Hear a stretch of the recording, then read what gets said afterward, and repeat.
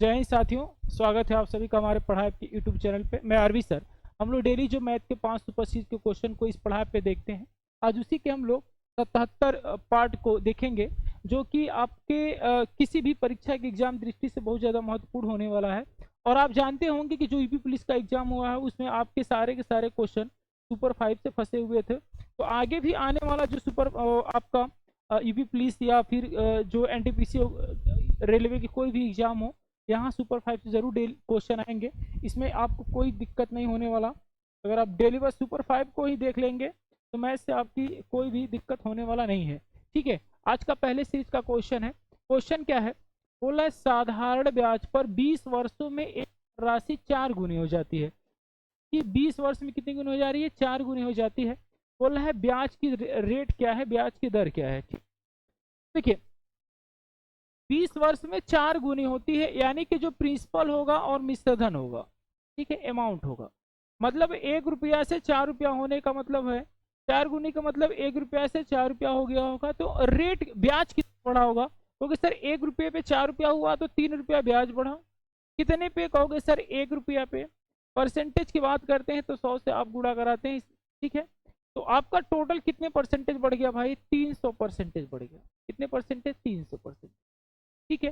कितने वर्ष में? तो 20 वर्ष में बढ़ा है। कितने वर्ष में? 20 वर्ष में। रेट निकालना है। ये 20 वर्षों का रेट है। कितने वर्षों का?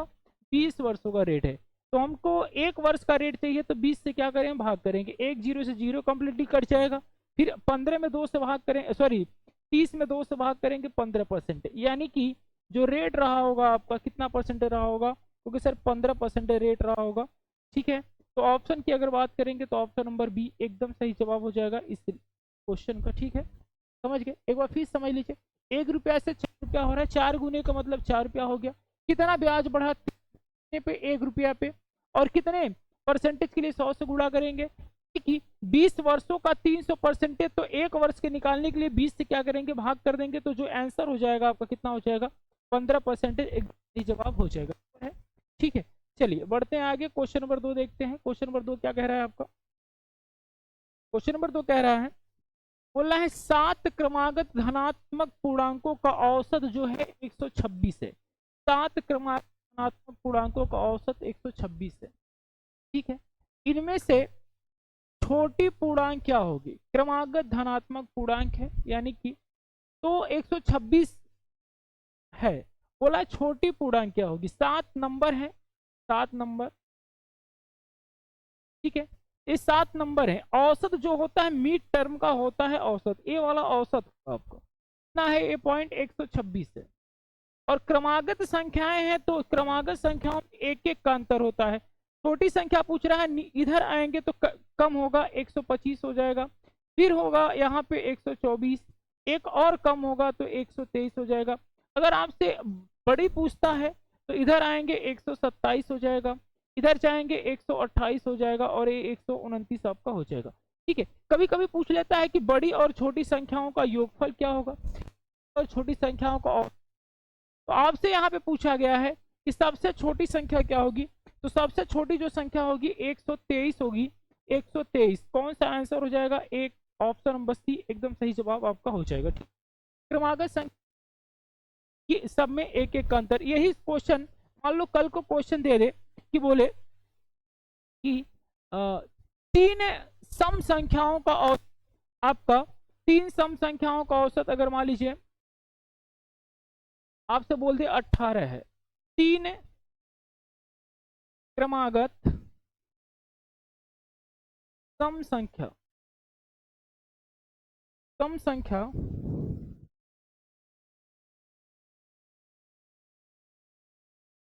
का औसत 18 आपसे कह दे, तो आप पूछेगा सबसे छोटी संख्या बताएं। आपको क्या कुछ नहीं करना है। एक कितनी संख्या है? 3। तो 3 डॉट ऐसे लाइन खींच लेंगे। बीच का जो नंबर होता है ना, बीच का जो डॉटेड होगा वही आपका मिड टर्म होगा। तो 18 में 3 संख्याएं थे तो 3 से भाग करेंगे तो कितना आ जाएगा आपका? सॉरी, औसत है तो बीच का नंबर ही होगा। अगर योगफल दिया होता तो भाग करते, औसत निकाल। ठीक है, तो यहाँ पे 18 है। अगली संख्या क्या होगी? कहोगे सर 20 होगी, क्योंकि क्रमागत सम संख्याओं में यहाँ पे देख लीजिए सम और विषम, सम और विषम संख्याओं में कितने का गैप होता है? कहोगे सर 2-2 का गैप होता है। तो 18 के बाद अगली संख्या 20 होगी, 18 से पहले कौन सी होगी? 16 होगी। तो इसमें छोटी संख्या पूछता तो 16 होती, इसमें पूछेगा तो कितना होगा? 20 होगा। और इनका योगफल पूछेगा तो इसमें डायरेक्ट आप 3 से मल्टीप्लाई करा देंगे, उसमें कोई नहीं, ठीक है। या तो बड़ी और छोटी का पूछ सकता है। बात समझ गया? तो इसका जो आंसर होगा, इस सवाल का आंसर होगा ऑप्शन नंबर सी, एकदम सही जवाब होगा 123, ठीक है। चलिए क्वेश्चन नंबर 3 देखते हैं हम लोग। क्वेश्चन नंबर 3 क्या कह रहा है आपका? बोल रहा है एक वस्तु को 1700 रुपया में बेचने पर एक दुकानदार को 15% का हानि होता है, ठीक है। 20% लाभ कमाने के लिए उस वस्तु को कितना रुपया में बेचना होगा? बोल रहा है कि अगर वह व्यक्ति या दुकानदार 1700 में किसी वस्तु को बेचता है तो उसको जो 15% की क्या होता है? हानि होता है।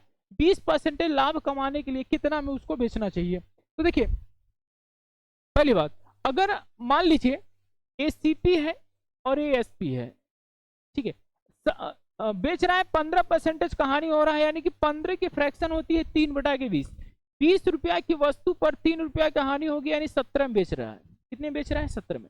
और बोला है 1700 में बेच, यानी कि यहाँ पे विक्रय मूल्य जो है 17 है, यानी 1700 है। कितना गुना है? क्योंकि सर इसका ये तो गुना है आपका 100 गुना है। कितना गुना? गुना। ये आपका 100 गुना है भाई, ये आपका कितना गुना है? 100 गुना। तो आप मेरी बात समझिए, जो CP हो जाएगा, जो CP होगा, CP अभी हमारे हिसाब से 20 था, इसका 100 गुना कितना हो जाएगा? क्योंकि सर 2000 हो जाएगा। CP कितना होगा? 2000, यानी कि जो वस्तु का क्रय मूल्य था वो कितना था? 2000 रुपया था। अब बोलना है कि 20% की प्रॉफिट चाहिए। मेरे भाई 20 की प्रॉफिट, 20 की फ्रैक्शन 1/5 होती है, तो 5 यहाँ से 5 की वस्तु कितने बेचेगी? 6 में। 5 के बराबर आपका दे रखा है 2000, कितना? CP के बराबर 2000 दिया है, तो 5 बराबर 2000 है। कितना गुना है? कहोगे सर 40, तो सर 400 गुना है। कितना गुना है? 400 गुना। तो 6 का 400 गुना कितना हो जाएगा? आप बता सकते हैं कमेंट में। 6 चौके कितना हो जाएगा? 24। 6 चौके 24, 2400 रुपया एकदम सही जवाब होगा इस सवाल का, ठीक है। अगर ऑप्शन की बात करेंगे आप तो ऑप्शन नंबर डी एकदम सही आंसर हो जाएगा, ठीक है। तो ऐसे सवाल आपके पेपर में आए थे और आगे भी आपको जो भी पेपर होंगे ऐसे सवाल आएंगे, हमेशा सेट में आएंगे। तो आप इस बात को ध्यान दीजिएगा, ऐसे सवाल बने तो आपको कोई फॉर्मूला नहीं लगाना है, बेसिक नियम से लगाना है। पहले 15 का हानि हो रहा है तो 20 की वस्तु 17 बिक रही है, 17 बराबर 1700 दिया है, 100 गुना है तो 20 का 100 गुना 2000 हो जाएगा। फिर CPSP 5 की वैल्यू 6 में बिक रही है, 5 बराबर 2000 है, 400 गुना होगा, तो 6 का 400 गुना कितना हो जाएगा? 2400 एकदम सही जवाब हो जाएगा आपका, ठीक है। तो चलिए आगे बढ़ते हैं, क्वेश्चन नंबर देखते हैं 4। क्वेश्चन नंबर 4 क्या कह रहा है आपका? क्वेश्चन नंबर 4 बोल रहा है एक मिश्रण में 40 लीटर है, ठीक है, जिसमें 17 और 3 के अनुपात में दूध और पानी है। दूध और पानी का रेशियो 17 संबंधित 3 का है, जिसमें से कुछ और दूध मिलाने के बाद परिणाम मिश्रण में दूध और पानी का अनुपात 7 संबंधी 1 हो जाता है। बोला है मिलाए गए दूध की मात्रा क्या है? ऑप्शन है 6 लीटर, यहाँ पे होना चाहिए था सब में, ठीक है, 6 लीटर, 8 लीटर, 4 लीटर, 12 लीटर। तो इतना मात्रा कौन सा इसमें से ऑप्शन होगा? तो आप मेरे भाई समझिए, पहले 40 लीटर के मिश्रण में जो मिल्क है और वाटर है, मिल्क और पानी, दूध और पानी का अनुपात 17 संबंधित 3 का था, ठीक है। अब फिर बोलना है कि उसमें दूध की मात्रा मिलाई गई, तो अनुपात किसकी मात्रा मिलाई गई? दूध की मात्रा मिलाई जाती है, तो अनुपात 7 संबंधी 1 हो जाता है, 7 संबंधी 1 हो रहा है। अब मेरी बात एक समझ लीजिए, कंडीशन क्या होता है जब किसी मिश्रण में पहले 17 और 3 का अनुपात अगर रहा होगा, अब उसमें दूध मिलाई गई होगी, तो जो पानी की मात्रा रही होगी वो कंडीशन हमेशा दोनों में क्या होगी? बराबर होगी। मान लीजिए कि 15 लीटर दूध था, 5 लीटर पानी था, अगर सपोज करें तो 15 लीटर दूध था, 5 लीटर पानी, समझ लीजिए 20 लीटर का कोई मात्रा है, मिश्रण है, 15 लीटर इसमें दूध है, 5 लीटर क्या है? पानी है। अब हम कह दें कि इसमें 5 लीटर और दूध मिला दिया गया, तो मेरे भाई दूध तो 20 हो जाएगा ना, 15 से 5 और बढ़ जाएगा, दूध 20 हो जाएगा, लेकिन जो पानी की मात्रा होगी वो पहले जितना रही होगी उतना ही अब भी रहेगी। तो ये है सवाल, और ऐसे सवाल जहां भी मिले तो यही कंडीशन आप लगाएंगे। तो पानी की मात्रा बराबर होनी चाहिए हमारे इसमें तो यहाँ पे पानी 3 है, यहाँ पे 1 है, गलत बात है, दोनों को बराबर कर दे। यहाँ पे 1 से मल्टीप्लाई कराएंगे, इसमें 3 से मल्टीप्लाई कराएंगे, तो ये रेशियो बनेगा जो 17 संबंधित 3 का बन जाएगा। यहाँ पे 3 से कराएंगे तो इसमें भी 3 से कराना पड़ेगा, तो 17 7 के 21 ये हो जाएगा और ये 3 लीटर हो जाएगा। अब देखिए दूध पानी की मात्रा बराबर होगी, हमारी पानी की मात्रा बराबर हो गई, 17 से 21 हो गया, दूध कितना लीटर बढ़ा, 4 यूनिट बढ़ गया। कितना यूनिट हो गया सर, 4 यूनिट बढ़ गया, 4 यूनिट बढ़ा। बात समझिए, 17 3 20, 20 रेशियो का मान 40 लीटर दिया है, तो कहोगे सर एक रेशियो का मान कितना होगा, 2 लीटर। एक रेशियो का मान कितना होगा मेरे भाई, 2 लीटर। यहाँ 17 से 21 हो रहा है, 4 यूनिट बढ़ रहा है, तो 1 यूनिट का मान 2 लीटर है, तो 4 यूनिट का मान कितना हो जाएगा, 8 लीटर। 4 यूनिट का मान कितना हो जाएगा, 8 लीटर, एकदम सही जवाब हो जाएगा। तो इस सवाल का जो आंसर होगा अब का ऑप्शन नंबर ए एकदम राइट आंसर हो जाएगा। 8 लीटर और दूध मिला देगा, तो जो अनुपात था आपका 7 संबंध 1 का हो जाएगा। क्लियर है, समझ गए बातों को। तो जिस इसमें क्या है कि आपका दूध और पानी में जो भी मिलाए, जैसे दूध मिलाएगा तो पानी की मात्रा बराबर होगी, पानी मिलाए तो दूध की मात्रा बराबर होगी। इस बात को ही आपको ध्यान देना है, बस सारे क्वेश्चन इस टाइप के लगा लेंगे। अब क्वेश्चन नंबर 5, ये थोड़ा ठीक ठाक सवाल है। आपके भी पुलिस के पेपर में 30 तारीख के फर्स्ट शिफ्ट में ऐसे क्वेश्चन पूछे गए थे, तो डाटा बस चेंज होके आया था, और ऐसे क्वेश्चन मैं सुपर 5 में एक बार और पढ़ाया हूँ, एक बार और रिवीजन की तरह पढ़ा दे रहा हूँ। तो एक दूध वाला 60 रुपया प्रति लीटर के दूध पर खरीदता है, मतलब 60 रुपया लीटर के भाव से खरीदता है, तथा उसमें कुछ पानी मिलाकर 77 रुपया प्रति लीटर बेचता है, 77 रुपया प्रति लीटर के भाव से बेचता है, तो 37.5% लाभ होता है। दूध वाले ने दूध और पानी का किस अनुपात में मिलाया था, ये 4 ऑप्शन है, 15 संबंधे 1, 20 संबंधे 1, 13 संबंधे 1, 18 संबंधे 1 के अनुपात में मिलाया, मतलब किस अनुपात में मिलाया था। तो आप मेरी बात समझिए, वो 60 रुपया लीटर जो है दूध खरीदा था, और पानी वाटर, पानी जब भी वो कहीं से मिलाएगा, पानी मान लीजिए नल से ले लिया, कुएं से ले लिया, या कहीं से भी ले लिया, तो पानी जब भी मिलाएगा तो पैसे वाला पानी नहीं मिलाएगा, पानी मिलाएगा जब भी पानी की जो मात्रा होगी, कितना रुपया रहा होगा उसका, 0 रुपया प्रति लीटर। पानी जब भी मिलाएगा कितना, 0 रुपया प्रति लीटर के भाव से मिला।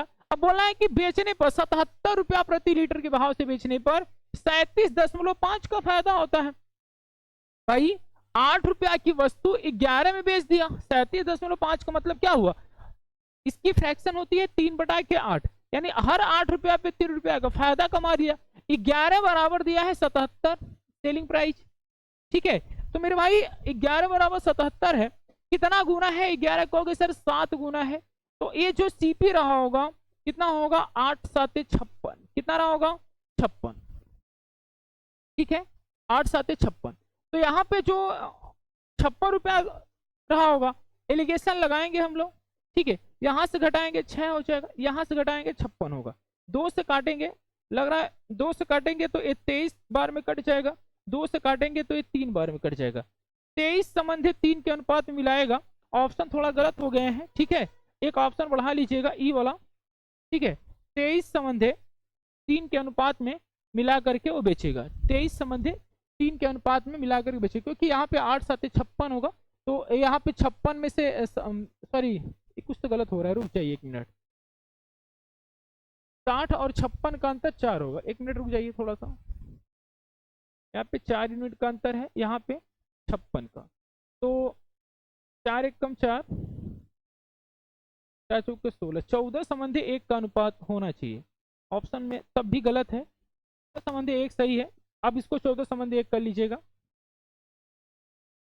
एक ऑप्शन बढ़ा लीजिएगा, ऑप्शन नंबर ई, 14 संबंधी 1 कर लीजिएगा, ठीक है, 14 संबंधी 1, ठीक। बात समझिए, ऑप्शन यहाँ पे गलत है, लेकिन पे आपका ऑप्शन रहेगा, समझ लीजिए सवाल को, बस आपको कंसेप्ट है। 60 रुपया प्रति लीटर के भाव से दूध लिया और 0 रुपया प्रति लीटर के भाव से पानी मिला दिया, जिससे कि 77 रुपया में बेचने पर कितना उसको 37 का लाभ होता है, यानी हर 8 रुपया पे 3 रुपया का फायदा होगा। 8 की वैल्यू 11 में बिकी, 11 बराबर 77 है, 1 यूनिट का वैल्यू 7 आ गया, तो 8 यूनिट की वैल्यू 56 हो गया, 8 7 56, 56 यहाँ से एलिगेशन लगाएंगे तो यहाँ से 4 आएगा, यहाँ से घटाएंगे तो 56 आएगा, 56 और 4 का जो अब रेशियो निकालोगे तो 14, मान लीजिए ऑप्शन नंबर ए ई जो है इसमें सही जवाब हो जाएगा। क्लियर है, तो सेशन यही कंप्लीट होता है। मिलते हैं अगली वीडियो में, तब तक के लिए धन्यवाद।